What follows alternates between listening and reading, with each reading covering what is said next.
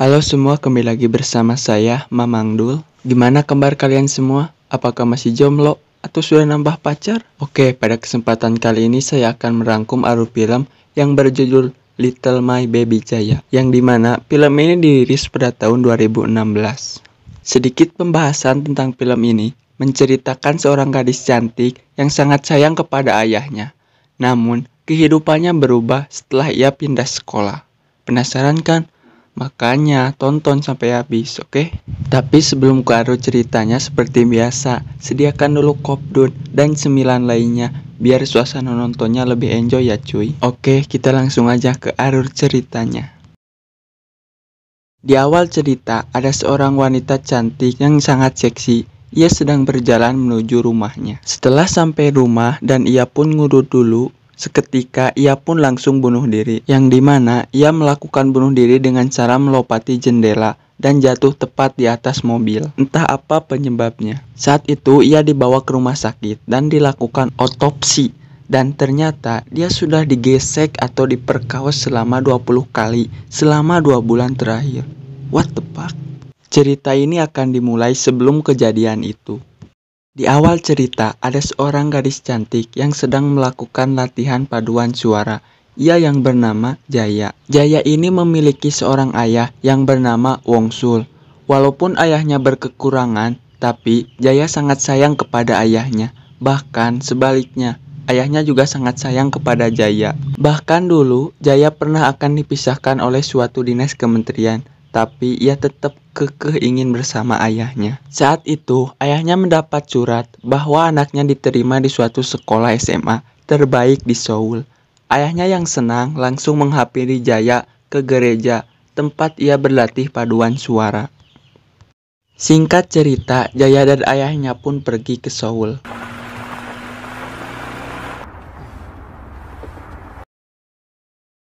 Keesokan harinya, saat ayah Jaya mulai berdagang, ia malah dimarahi oleh seorang tante-tante, dikarenakan ayah Jaya tidak memiliki izin atau lapak untuk berjualan di tempat itu. Namun, malah terjadi percecokan antara ayah Jaya dan tante itu.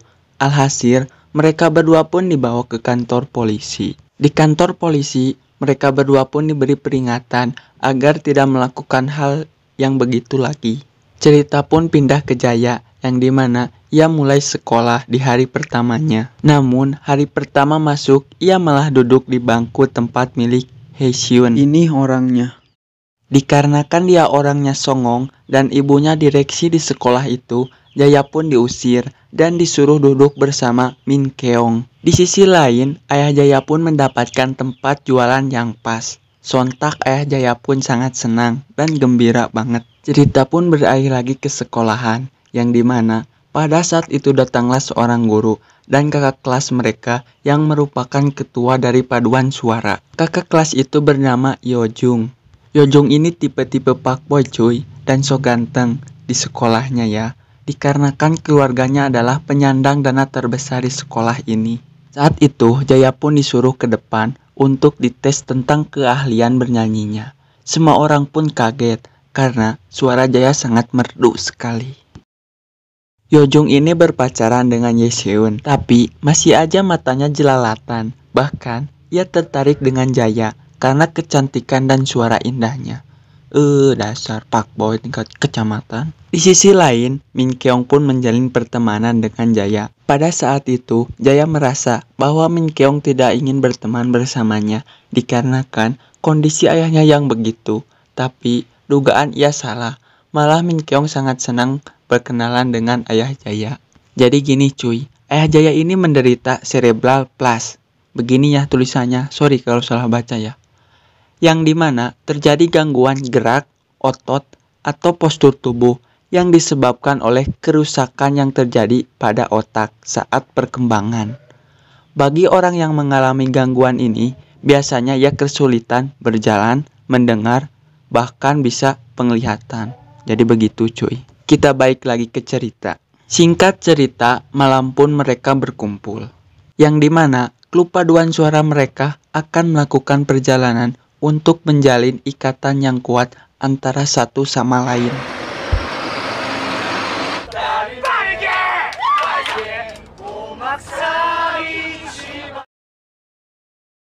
Keesokan harinya, Jaya pun sedang berjalan dan memutuskan untuk diam di tepi sungai untuk berlatih suara. Tiba-tiba datanglah si Yojung yang dimana Pak Boy kelas kecamatan ini berkata bahwa ia memiliki perasaan kepada Jaya dan ia pun sangat cinta kepada Jaya. Ia pun langsung mencium Jaya. Bangsat kan? Saat itu, Jaya yang masih polos diajak oleh Yojung untuk melakukan pergesekan. Si Haesyun yang sedang berjalan, ia melihat kejadian itu. Lalu, ia pun rekam melalui ponselnya. Jaya yang polos saat ia diraba-raba, ia hanya pasrah dan menikmatinya. Dari sinilah, petaka mulai menghinggapi kehidupan Jaya. Keesokan harinya, saat di sekolah, Haesyun yang ingin balas dendam kepada Jaya, dia pun memperlihatkan video itu kepada Min Keong. Lalu, Haesyun pun memaksa Min Keong untuk memberitahu semua tentang Jaya kepadanya. Dengan terpaksa, Min Keong pun memberitahu dari mulai ayahnya, pekerjaan ayahnya. Chung yang diberitahu oleh Haesyun bahwa latar belakang Jaya begitu, ia pun menghampiri Jaya. Karena merasa telah dibohongi, ia pun menampar Jaya, lalu menyundutkan rokok di dada Jaya. Dasar bangsrat. Udah ngajak enak-enak malah gitu. Kan kemarin dia yang ngajak, tapi dia yang malu. Dasar Pak Boy kelas kecamatan. Atas kejadian itu, Jaya pun mendatangi Haesyun karena ia tahu bahwa itu ulahnya. Dan terjadilah perkelahian antara kedua wanita itu yang dimana dimenangkan oleh Jaya. 네가 어쩔 건데? 우리 아빠 모욕하지 말래.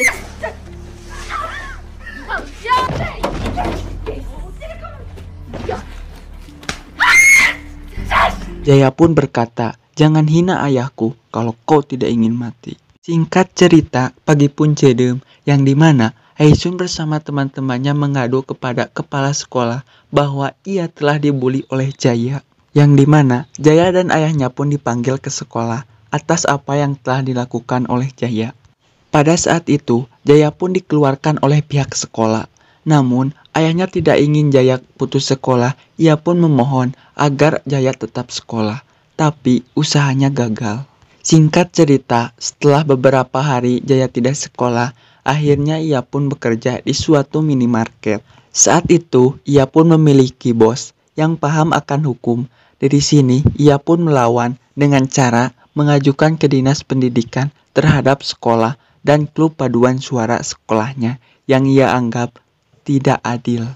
Dinas pendidikan pun dengan cepat merespon dan memberikan peringatan kepada sekolah itu. Namun, pihak sekolah ini menutupi berita dari media agar reputasi sekolah ini tidak hancur. Haesyun yang tahu kabar ini, ia pun kesal dan mencari tahu rumah Jaya di mana melewati Min Keong.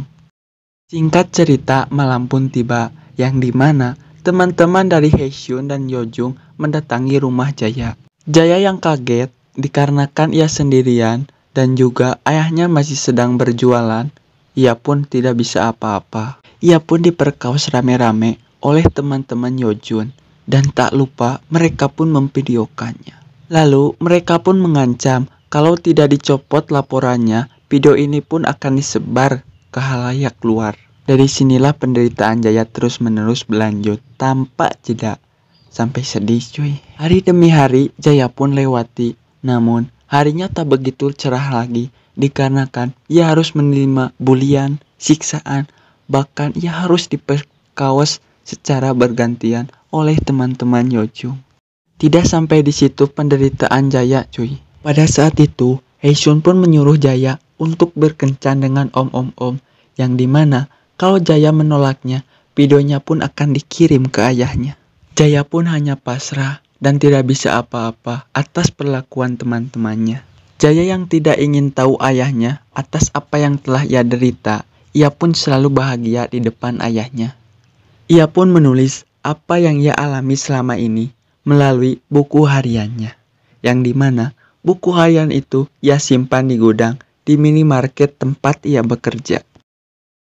6 bulan setelah kematian Jaya, ada seorang karyawan baru yang dimana ia pun menemukan buku harian Jaya.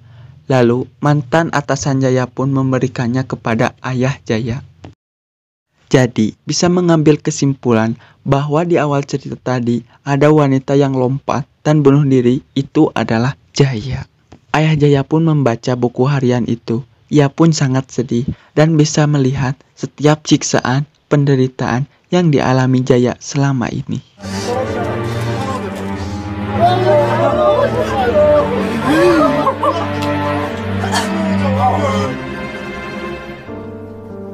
Ayah Jaya pun mencari keadilan dengan cara mendatangi sekolah lalu pergi ke kantor polisi. Namun, usahanya gagal karena mereka menganggap Jaya adalah seorang penjahat. Sang ayah yang putus asa akhirnya memutuskan akan mengadili manusia-manusia jahat itu dengan caranya. Dari mulai Haesyun dan temannya yang disiram asam sulfat yang sampai kulit mereka pun meleleh. Bahkan Yojung pun ditabrak di parkiran oleh ayah Jaya. Lalu teman-teman dari Yojung pun dibawa ke pulau asal mula ayahnya. Ayah Jaya pun membunuh semua teman-teman Yojung.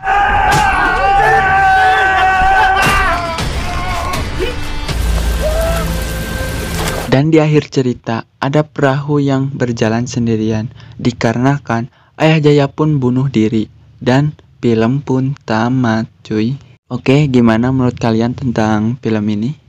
Sangat banyak pesan moral yang bisa kita ambil dalam film ini. Salah satu pesan yang bisa diambil dalam film ini, janganlah kamu membuli seseorang dikarenakan perbedaan status sosial. Jadi gitu ya. Karena efek dari bulian itu bisa menyebabkan orang itu pun stres. Bahkan saking stresnya ia pun malah bunuh diri. Jadilah manusia yang berguna bagi orang lain dan bertemanlah tanpa harus memandang status sosial. Saya Mang Dol mengucapkan sekian, sampai jumpa di video-video selanjutnya. Dah.